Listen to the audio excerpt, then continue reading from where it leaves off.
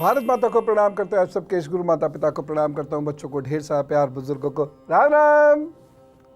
इतिहास गवाह है कि जिन लोगों ने बुरे वक्त में अपनी भावनाएं नियंत्रित रखी, लॉजिक और रेशनैलिटी को छोड़ा नहीं, सम अवस्था बनाए रखी, उन्होंने जीवन की जंग जीती और सौभाग्य को प्राप्त किया। तथा वे लोग जो अपनी भावनाओं को नियंत्रित नहीं कर पाते, वह अच्छी खासी जिंदगी को भी संघर्ष में बदल देते हैं, स्वयं को भी और अपने आसपास के लोगों को भी परेशान करके रख देते हैं। परंतु आप भारतीय हैं और आपके पीछे विद्वान लोगों का आशीर्वाद है।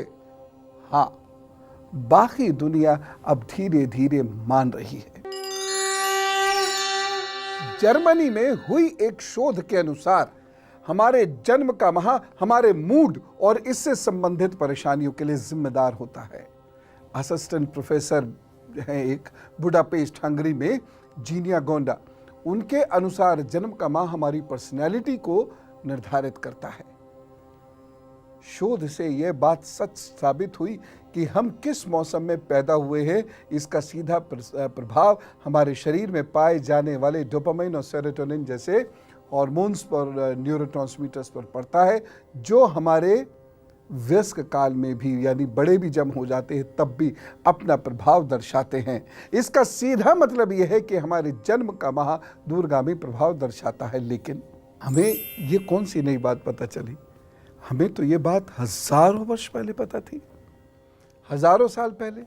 यहाँ तो जन्म के माह की बात है, यहाँ तो दिन से जन्म किस समय हुआ है, सुबह का भी कौन सा हिस्सा था, केवल उसी के आधार पर आपका ज्यादातर भविष्य और मानसिक स्थिति को प्रेडिक्ट किया जा सकता है। जैसे सुबह 3 बजे से 4 बजे के बीच में मानसिक स्थिति एक अलग किस्म की होती है, 5 से 6 अलग किस्म की होती है, बसंत में पैदा होने वालों की अलग होती है, गर्मियों में पैदा होने वालों की अलग होती है। इतनी बारीकी से ज्योतिष आपको बताता है, और इसीलिए यदि आप ज्योतिष को सही से समझना चाहते हैं, इसका सही उपयोग करना चाहते हैं, तो दिमाग पर इसका प्रयोग कीजिएगा।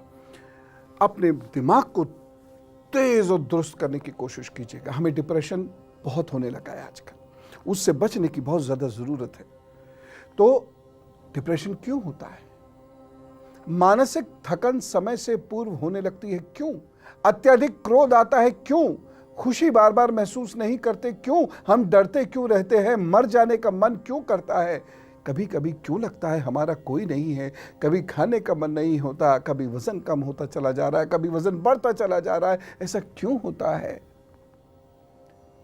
क्या इससे बचा जा सकता है? बिल्कुल बचा जा सकता है। मेरी चर्चा को गंभीरता से सुन लीजिए, क्योंकि तरक्की के साथ साथ देश में मानसिक परेशानियां धीरे धीरे फैलती चली जा रही हैं, और हम लोगों के पूर्वाग्रह की स्थिति यह है कि हम, अगर हमसे कोई कह दे कि ये मानसिक समस्या है, तो लड़ने मरने को तैयार हो जाते हैं। जबकि यह एक सामान्य समस्या, जैसे हाथ में दर्द की समस्या है, जैसे पैरों में दर्द की समस्या, वैसे मानसिक समस्याओं को समझने के लिए आपको शनि चंद्रमा को समझना होगा। हाथ पर ही मैं कुछ और चीजें आपको दिखाना चाहता हूं, जरा गौर से देखिएगा। तो आज आपकी क्लास है अपने मूड स्विंग्स को रोकने की, क्योंकि अगर ये होते रहेंगे तो आप अपनी घर गृहस्थी को भी चौपट करेंगे, प्रोफेशनल सक्सेस भी आपको बहुत ज़्यादा नहीं मिलेगी, पढ़ाई लिखाई में भी आपका टैलेंट कोई विशेष सामने नहीं आएगा, क्योंकि आप आज एक चीज़ को शुरू करेंगे, कल को छोड़ देंगे, उसको उसके अंजाम तक पहुंचाएंगे ही नहीं। शनि और चंद्रमा इसमें बहुत महत्वपूर्ण होते हैं। शनि जब चंद्रमा को प्रभावित करता है तो व्यक्ति को खुशी महसूस नहीं होती। जब चंद्रमा शनि से प्रभावित होता है और कमजोर होता है, तो भी व्यक्ति हमेशा नकारात्मक विचारों से घिरा रहता है। जैसे यदि आपके हथेली का ये हिस्सा चपटा है, ये हिस्सा, या बाहर से भी, यहां से भी चपटा है और यहां से भी चपटा है, ये हिस्सा यदि आपका चपटा है और साथ ही साथ यहां से कुछ रेखाएं नीचे की ओर आकर इस पर्वत पर इस तरीके से बैठ जाती हैं, तो इसका मतलब यह है कि शनि आपके चंद्रमा को बुरी तरह से प्रभावित कर रहा है और चंद्रमा आपका कमजोर है। ऐसा व्यक्ति हर वक्त किसी डर से डरता रहता है। वो डर हो सकता है एग्जिस्ट ही ना करता हो, वो अपना पूरा जीवन ऐसे ही डरते डरते बिता देगा। जब चंद्रमा कृष्ण पक्ष की तृतीया से लेकर शुक्ल पक्ष की द्वितीया के बीच किसी तिथि का होता है, तो व्यक्ति सुख और आनंद की अनुभूति नहीं कर पाता, और ये एक बहुत बड़ी समस्या होती है। सुख होना या ना होना अनुभूति पर अधिक निर्भर करता है। कई बार सुख नहीं होता है, फिर भी व्यक्ति सुखी महसूस करके आगे बढ़ता रहता है। कई बार किसी व्यक्ति को बहुत सुख होते हैं, लेकिन बावजूद उसके वो सुख की अनुभूति नहीं करते और हमेशा दुखी रहेंगे, हमेशा रोते रहेंगे, हमेशा शिकायत रहेगी, अपने से भी, भगवान से भी, अपने हस्बैंड वाइफ से भी, बच्चों से भी, अड़ोस पड़ोस, सब, माता पिता, गुरु और सबसे। ऐसे लोग जीवन में कुछ नहीं कर पाते, बीमारियों का शिकार हो जाएंगे। और यही चीज़ है, अगर ये चीज़ है आपके हाथ में तो थोड़ा अलर्ट होकर रहिए, नहीं तो ये ऐसे रोग होते हैं जिसका कोई इलाज नहीं। कहते हैं कि दिमाग की बीमारियों का इलाज तो या है व्यक्ति के पास, अन्यथा नहीं है तो हकीम लुकमान पे भी नहीं है। राहु का क्षेत्र, ये वाला जो हिस्सा है, ये वाला हिस्सा, ये पतला और गड्ढेदार है, और यहाँ की खाल यदि बहुत पतली है, ये हिस्से में बिल्कुल गुदगुदापन नहीं है, तो ये आपको काफ़ी समस्याएं पैदा कर देगा, जिसकी वजह से आपको अपनी ज़िंदगी भी कभी कभी कठिन लगने लगेगी और संघर्ष का कारण परिस्थितियां कम होंगी, आप ज़्यादा होंगे। हम ऐसा सोच लेते हैं कि जो कुछ मेरे साथ बुरा हो रहा है वो अन्य लोग कर रहे हैं, लेकिन ऐसा नहीं।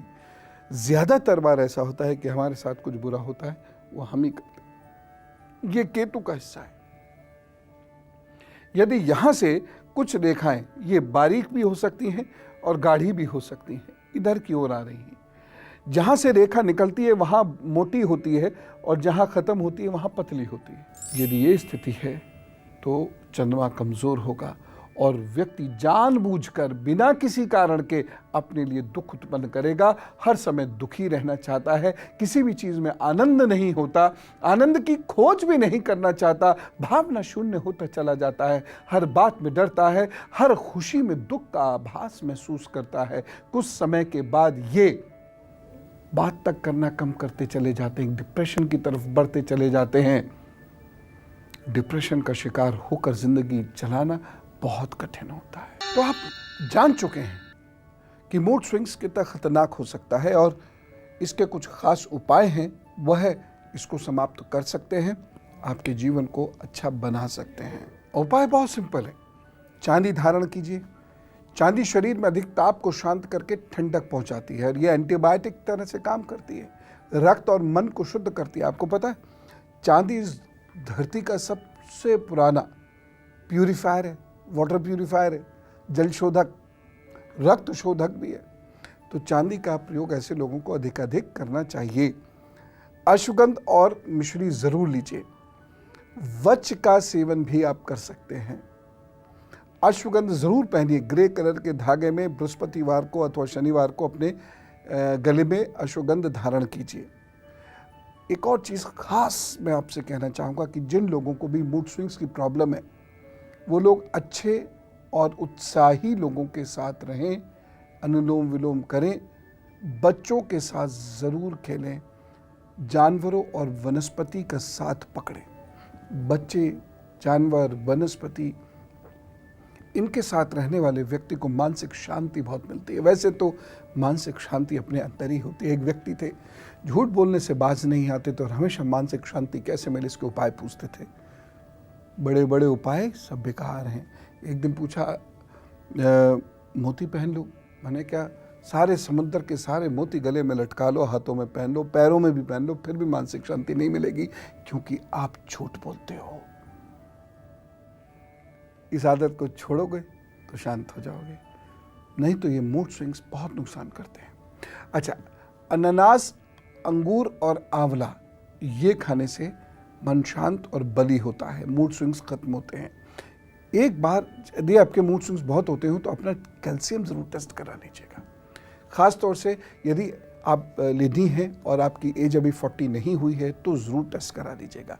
40 से 55 के बीच में तो अनेक ऐसी समस्याएं होती हैं, वो डॉक्टर साहब आपको बता ही देंगी, जिसकी वजह से मूड स्विंग्स होता है। लेकिन उससे पहले हो तो एक बार ये ज़रूर दिखवा लीजिएगा डॉक्टर साहब को। योग निद्रा का अभ्यास करें। मैंने भारत पर में आपको योग निद्रा सिखाई है, उसका आप अभ्यास करें। उसको आप देखते होंगे और मुझे लगता है आपने योग निद्रा वाला एपिसोड ज़रूर देखा होगा। बहुत लाभ देगा, एकदम मन शांत हो जाएगा और फोकस्ड हो जाएगा। और ख़ास तौर से वो बच्चे जो कहते हैं पढ़ने की इच्छा है लेकिन पढ़ने में मन नहीं लगता, या ज़रा सी बात पर वह बहुत खुश या बहुत दुखी हो जाते हैं या गुस्सा करने लगते हैं, उन लोगों को योग निद्रा करनी चाहिए, ठीक हो जाएंगे आप। मैं जल्दी आपको पुनः दिखाऊंगा। गैस और पित्त पर आप नियंत्रण करें, क्योंकि इससे मूड स्विंग्स बहुत बढ़ते हैं। और अब गुरु मंत्र। अब मैं आपको गुरु मंत्र में खास बात बताता हूँ। हमारे शरीर 3 प्रकार के होते हैं। एक होता है स्थूल शरीर, सबसे पहला स्थूल शरीर यानी भौतिक शरीर। दूसरा है सब्टल बॉडी यानी सूक्ष्म शरीर, और तीसरा है काउजल बॉडी यानी कारण शरीर। भोजन तथा दवाओं से स्थूल शरीर के रोग दूर हो जाते हैं। कारण शरीर के रोग अंतर मन से संबंधित होते हैं। ये दवाई या भोजन से नहीं जाएंगे, ये केवल अंतरंग योग या आध्यात्मिक उन्नति से ही जाएंगे। यही कारण है कि अनेक रोग पकड़ में नहीं आते और भोजन या दवाओं से वो ठीक नहीं हो पाते। परंतु योग, ध्यान और गुरु की मदद से जो पूजा, ध्यान, साधना आप करते हैं, उससे प्रेम यदि आपके हृदय में रहता है, उससे मन में शांति रहती है, उससे बहुत बड़े बड़े रोग जाते हैं। पोल्टरगीस्ट जैसे रोग केवल बातचीत से या आत्ममंथन करने से चले जाते, अदरवाइज वो किसी बीमारी से नहीं जाते और भयंकर मतलब जिंदगी को नरकीय बना देता है। नहीं तो अच्छी अच्छी बातचीत करने से ये रोग होगा ही नहीं। यही कारण है कि योग, आयुर्वेद और अध्यात्म को जोड़कर ही रोग के निदान किए जा सकते हैं, और यही ज्योतिषी उपायों का मूल है। बाकी तो सब धरा रह जाता है। इन उपायों पर ध्यान दीजिए, बदलिए, परिवर्तित होइए, परिवर्तन कीजिए, सब ठीक होगा। आप खूब खुश रहिएगा, अपने लक्ष्य पर डटे रहिएगा, जीवन को आनंद से बिताइए, आनंद से गुजारिए और प्रभु शरण में रहिएगा।